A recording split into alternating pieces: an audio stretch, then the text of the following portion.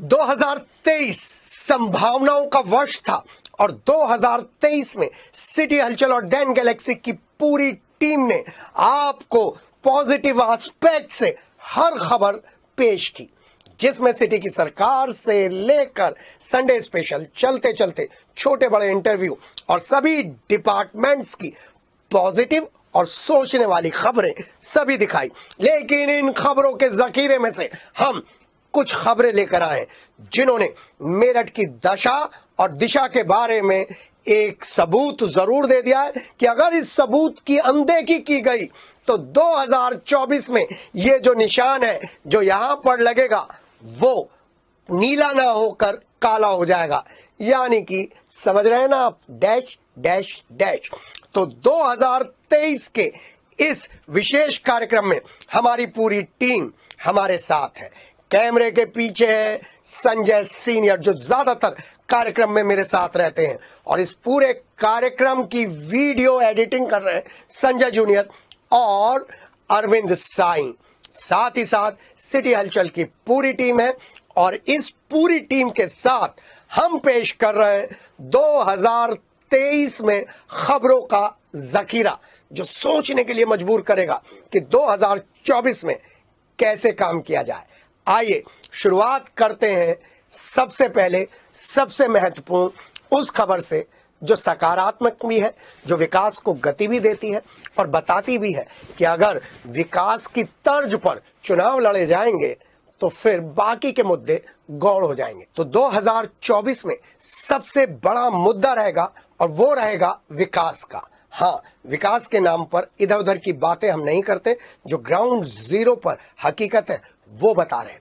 विकास की गति 2023 में उम्मीदों को परवान चढ़ाती हुई नजर आई। क्या 2024 में सफलता दिलवा पाएगी, ये बड़ा सवाल है। हम ग्राउंड जीरो से विकास के चश्मे से ये विश्लेषण कर रहे हैं। प्रधानमंत्री नरेंद्र मोदी और सड़क परिवहन केंद्रीय मंत्री लगातार नए नए प्रोजेक्ट्स का उद्घाटन करते हुए विकास को गति देते हुए नजर आए।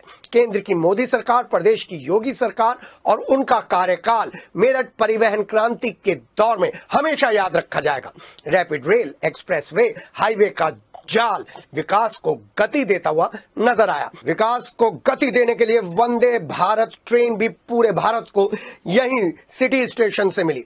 तो सिटी स्टेशन पर जब वंदे भारत ट्रेन का सांसद राजेंद्र अग्रवाल के साथ साथ उनके तमाम सहयोगियों ने भव्य स्वागत किया तो विकास को गति के मायने रेल की पटरी पर दौड़ते हुए नजर आए। खुद रेल मंत्री अश्विनी वैष्णव और भारतीय रेल विभाग के अधिकारी वंदे भारत ट्रेन में सफर करते हुए सवार होकर मेरठ के स्टेशन पर पहुंचे और यहां पर सांसद राजेंद्र अग्रवाल आए और बताया कि इस ट्रेन के जरिए विकास को गति देकर उन्होंने बता दिया है कि आगे की राजनीति सिर्फ और सिर्फ विकास पर चलेगी। देखिए, सबसे पहले तो मैं माननीय मोदी जी का और माननीय अश्विनी वैष्णव जी का दोनों का मैं अभिनंदन करता हूं, आभार व्यक्त करता हूं।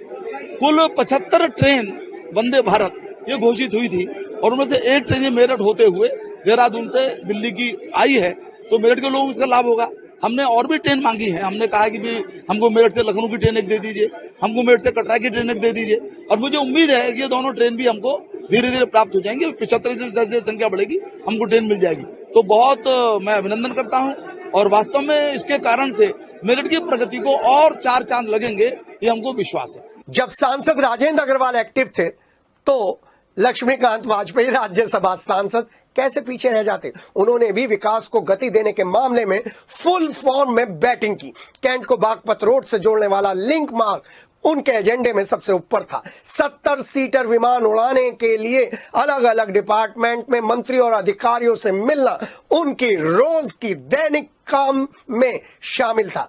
और डबल इंजन की सरकार तो केंद्र और प्रदेश में काम कर रही थी, लेकिन मेरठ में भी डबल सांसद की जोड़ी ने एक विकास को जो गति दी थी और बढ़ाया था, उससे एक स्वस्थ प्रतिस्पर्धा का विकास हुआ।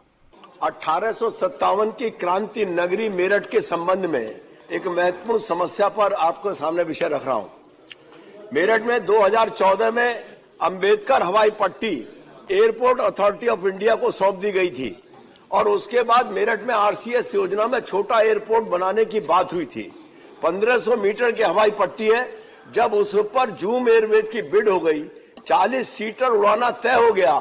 उसके बाद अधिकारियों ने गड़बड़ करके वहां पर ATR 72 के लिए बात करनी शुरू कर दी। 2014 से किसानों की जमीन आरक्षित है एयरपोर्ट अथॉरिटी के पास, और 5800 रुपए रेट तय है। न किसानों की जमीन ली जा रही है, न एयरपोर्ट बनाया जा रहा है। मेरा यह कहना है कि अब अधिकारियों ने एक नया किया है कि 270 सीटर हवाई जहाज उड़ाएंगे। मेरठ से कभी भी 270 सीटर हवाई जहाज उड़ाने के लिए आर्थिक वायबिलिटी नहीं है। ATR 72 उड़ा दें, फिर आवश्यकता होगी तो बड़ा उड़ा लें। मेरठ से लखनऊ और इलाहाबाद, मेरठ से जालंधर और जम्मू 4 छोटे जहाजों की आवश्यकता है।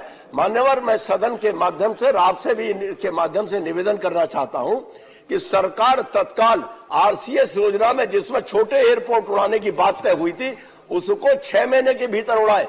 वहां पर टर्मिनल भवन तैयार है, 1500 मीटर हवाई पट्टी है, 300 मीटर हवाई पट्टी के लिए किसानों की जमीन आरक्षित है। अगर उसको 300 मीटर बढ़ा दे तो ATR 72 उड़ जाएगा, और 270 सीटर हवाई जहाज उड़ाने की जो कल्पना है, ये अधिकारी धोखा दे रहे हैं और 1857 की क्रांति नगरी मेरठ के नागरिकों के साथ अन्याय कर रहे हैं। मैं उस अन्याय का विरोध करता हूं। हम किसी को नहीं छोड़ते, सिटी हलचल किसी को नहीं छोड़ता। जो काम करता है उसे सलाम करते हैं, जो काम नहीं करता है उसकी बात करते हैं। विधायकों में 2 राज्य मंत्री हैं। कोई विशेष काम आपको नजर आया हो तो हमें बताइएगा। हाँ, उद्घाटन करना, छोटे छोटे सेमिनार करना, टैबलॉइड्स बांटना, ये सरकारी नीति है, उसका क्रियान्वयन इन्होंने किया। शाहिद मंजूर और रफीक अंसारी और गुलाम मोहम्मद सुपर साइलेंट मोड पे रहे, लेकिन साल के एंड में आते आते कहीं कहीं पर हमको पोस्टर दिख गए। किनके? सही समझे आप, शाहिद मंजूर के। और शाहिद मंजूर के साथ साथ अतुल प्रधान ने सपा की तरफ से, विपक्ष की तरफ से ये पूरी की पूरी महफिल लूट ली। पूरे साल उन्होंने अपने अपने ढंग से डिपार्टमेंट्स में जाकर DM से मिलकर और फिर अनशन कर बता दिया कि राजनीति में उनको अनदेखा नहीं किया जा सकता क्योंकि वो नई उम्र के हैं। राजनीति में उनको अनदेखा इसलिए भी नहीं किया जा सकता क्योंकि वो सपा के हैं। राजनीति में उनका जो सोचने का तरीका है वो आगे की राजनीति करने वालों के लिए जरूर एक मिसाल होगा, जिसके जरिए नए नए नेता जो उनके आसपास दिखते रहते हैं वो अपनी राजनीति को दशा और दिशा देंगे। मैं लड़ाई में ना, मैं कभी भी मैं कोशिश करता हूं कि अगर मैं गलत की तरफ हूं तो मैं नहीं लड़ पाता, नहीं लड़ सकता। मैं गरीब लोगों की तरफ था, मैं उन लोगों की तरफ था जिनकी जेन्युइन लड़ाई है। मैं आपको पक्का साथियों फिर वादा देता हूं कि अतुल प्रधान जिस दिन अपनी ईमानदारी से भटक जाए उस दिन चाहे आप जकड़ लो।